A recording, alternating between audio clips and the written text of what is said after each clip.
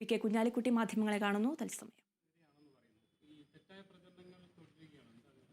അദ്ദേഹം ഒരുപാട് കാര്യങ്ങൾ പറഞ്ഞിട്ടുണ്ട്. ഒന്ന്, ഞങ്ങൾ സദാ പറഞ്ഞുകൊണ്ടിരുന്ന ഒരു കാര്യം അദ്ദേഹം ഇന്ന് പറഞ്ഞു.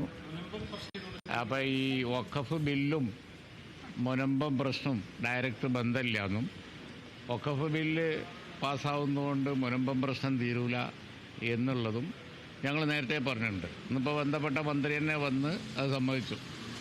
അപ്പോൾ ഏതായാലും ഇത് സംബന്ധിച്ച് ഇതുവരെ അവർ നടത്തിയിരുന്ന പ്രചരണം ഇന്ന് വെറുതെയാണ് എന്ന് ജനങ്ങൾക്ക് മനസ്സിലായിരിക്കുകയാണ്. ഇപ്പോൾ വെറുതെ സ്വീകരണമായിട്ട് വാങ്ങാമെന്നല്ലാതെ ഈ മുനമ്പം പ്രശ്നം ഇതുകൊണ്ട് തീരൂല എന്ന് അദ്ദേഹം തന്നെ പറഞ്ഞു കഴിഞ്ഞു. രണ്ടാമത്തെ കാര്യം അത് ഞങ്ങൾ ആദ്യം പറഞ്ഞാണ്. ഒരുതരം BJPയുടെ ആ സമയത്ത് അവർ സമ്മതിക്കാതെ പോയ കാര്യം ഇന്നിപ്പോൾ അവർക്ക് സമ്മതിക്കേണ്ടി വന്നു. മുനമ്പം പ്രശ്നം തീരണം എന്ന് ഉണ്ടെങ്കിൽ വളരെ സിമ്പിളാണ്.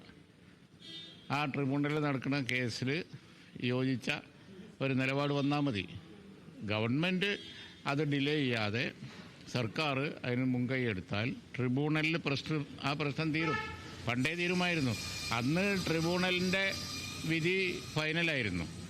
കാരണം പിന്നെ അതിൻ്റെ മുകളിലൊരു അപ്പീൽ ഉണ്ടായിരുന്നില്ല. ഇപ്പോൾ ഈ കേന്ദ്ര ഗവൺമെൻറ് വഖഫ് ബില്ലിലൂടെ അവർക്ക് സമ്മാനിച്ചത് ആർക്കെങ്കിലും വേണമെങ്കിൽ സുപ്രീം കോടതി വരെ പോവാം. അദ്ദേഹം തന്നെ പറഞ്ഞല്ലോ, സുപ്രീം കോടതി വരെ പോകാനുള്ള അവകാശമാണ് കൊടുത്തിരിക്കുന്നത് വഖഫ് ബില്ല്.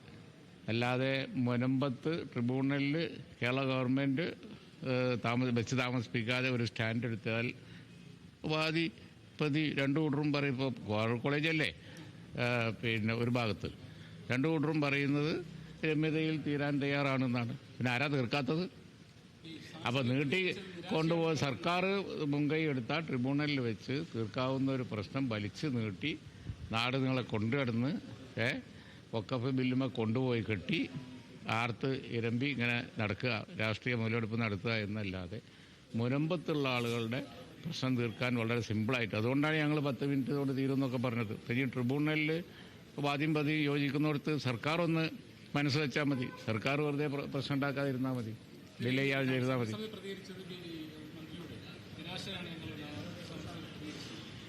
സ്വാഭാവികം, അവരെ പറ്റിക്കായിരുന്നില്ലേ? വഖഫ് ബില്ല് പാസ്സായാൽ ഉടനെ അപ്പം തന്നെ ഭൂമി കിട്ടുമെന്നല്ലേ പറഞ്ഞു. ഇപ്പോൾ സുപ്രീം കോടതി വരെ വേണമെങ്കിൽ പോവാം, അതിനുള്ള സൗകര്യം ഞങ്ങൾ ഉണ്ടാക്കിയിട്ടുണ്ടെന്നാണ് പറയുന്നത്. ട്രിബ്യൂണലിൽ തന്നെ തീർക്കാവുന്ന ഒരു പ്രശ്നം സുപ്രീം കോടതി വരെ പോകാമെന്നാണ് ഇപ്പോൾ പറയുന്നത്. ഒരു തരം വഞ്ചനയായിപ്പോയി.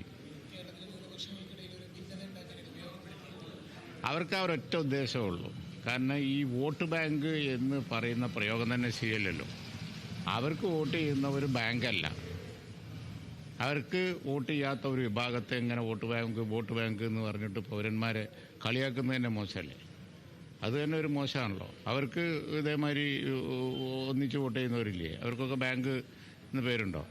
അപ്പോൾ ഇങ്ങനെ ഇതും പറഞ്ഞ് വർഗീയത സൃഷ്ടിച്ച് നടക്കുക എന്നല്ലാതെ ഇവിടെ ആളുകളെ ചവിട്ടി കൊല്ലുന്നു, അതുപോലെ തന്നെ പുലി പിടിക്കുന്നു. ഈ കേന്ദ്ര ഗവൺമെൻറ്റിനും അതിൽ കാര്യമായി ചെയ്യാൻ പറ്റും.